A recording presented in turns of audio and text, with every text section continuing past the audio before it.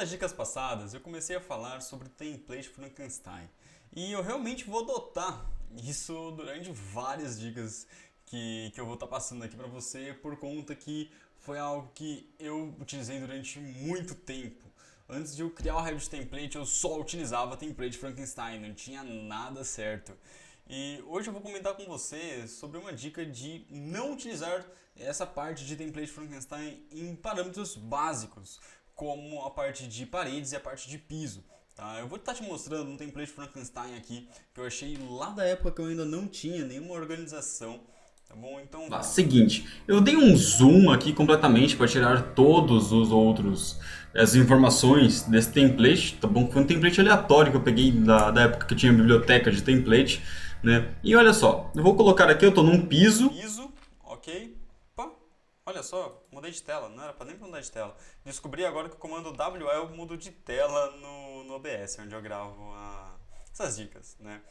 Então, WA no Revit, e perceba uma coisa, lá em cima, tá, 9 centímetros, bruta, 15 centímetros, aqui já começou, externa, interna, 15 centímetros, agora tem um traço, agora tem esse estrutural, agora tem alvenaria 12, depois tem divisória. O que é essa parede divisória? Parede de fundação, parede de concreto, tijolo. Gente, o que é isso? Eu utilizei isso daqui durante muito tempo. Se você está utilizando um template dessa forma, olha, quando eu tiver um editor de vídeo já vai aparecer aquele X vermelho enorme. Né? Porque isso daqui está completamente. Não é que está errado, mas existe uma forma muito mais eficiente de você estar trabalhando. Tá? Se eu vir aqui no piso, então eu vou lá na arquitetura, piso, vamos ver como é que tá isso daqui. Olha só, 5 centímetros, pedra São Tomé, depois já 40, depois 85, ok. Aí depois vem base jardim, bloco. O que significa esse bloco? O que significa genérico? Sabe, isso daqui tá tudo desconfigurado. Que template que você consegue utilizar dessa forma. Tá? Então, mesmo que você já saiba, eu sei o que é cada parte, eu sei o que é cada um que eu estou utilizando.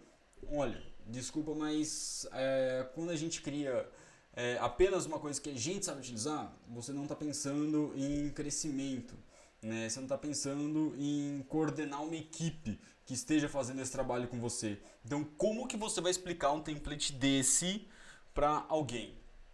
Então isso é muito complicado, você não consegue explicar um template desse daqui para alguém, certo? E cada um vai ficar utilizando de uma forma, com uma nomenclatura, e não há crescimento, certo? E a gente sempre começa algo pequeno pensando em crescer. Então cuidado se você estiver utilizando um template assim, tá? Principalmente quando a gente pensa em crescimento, né? Agora, seguinte, eu vou estar te explicando agora sim pelo meu template, tá bom?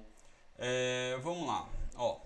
Aqui tá, eu vou entrar na parte de planta de piso e você vai fazer algo parecido com isso. Você não precisa fazer exatamente assim, ok? Como que eu utilizo a parte das paredes? Eu sempre vou colocar a espessura total dela. Então, desde o início, 0,3, 0,3, 0,9, 11, sempre a espessura no início. E depois eu vou colocar o acabamento da parede, sempre dividido por um traço. Tá bom? Então tem aqui gesso externo, gesso interno. Tá? Aqui é apenas uma parede genérica. Aqui azulejo e azulejo, textura. Aqui é só bloco de concreto. Então tenha essa nomenclatura. Caso você deseje, você pode colocar tinta acrílica branca, tinta acrílica não sei do que.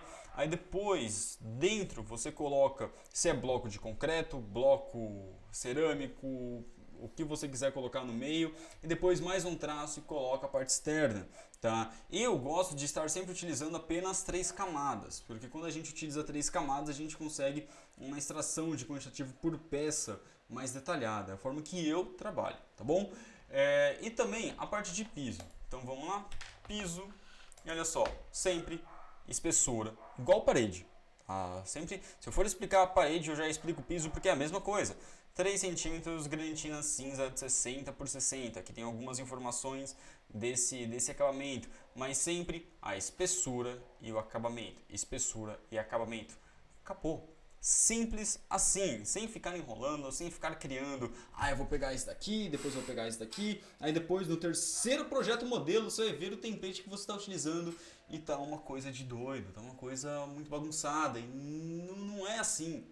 Tá? Tenha sempre, faça o projeto modelo, depois organiza ele no final, tá bom? E se você, deixa eu até mudar aqui uma webcam, e se você tá pegando aqui um template, vai pegando, vai juntando um monte de coisas, olha, foi assim que eu comecei, tá bom? Foi assim realmente que eu comecei, porque a gente vai iniciando no mundo, sempre vai pegando uma coisa aqui, uma coisa lá, tal, a gente não cria o nosso simplesmente do zero, né? Até a gente criar o nosso do zero demora muito tempo. Eu demorei 2 anos, eu demorei acho que 3 anos desde o início que eu comecei a criar uma metodologia própria, né? Para entender como que eu trabalho, entender a metodologia como um todo, como um processo e não apenas como a modelagem dos projetos. Então, tenho organizado essas duas partes que são realmente componentes básicos. E cuidado com o template Frankenstein, ok? Bom, se você gostou desse vídeo, curta, que o YouTube vai entender que esse vídeo foi interessante, e também se inscreva no canal e ative o sininho, tá bom? Também coloque aqui abaixo, né, se seu template é Frankenstein, se seu template não é Frankenstein, se você desenvolveu uma metodologia própria, um processo próprio, isso vai ser bem interessante para eu saber o nível que vocês estão, para saber realmente se eu pego dicas mais básicas, dicas mais avançadas, intermediárias, de outras disciplinas, né? Realmente comenta aqui embaixo que vai ser um prazer estar conversando com você. Muito obrigado e até amanhã.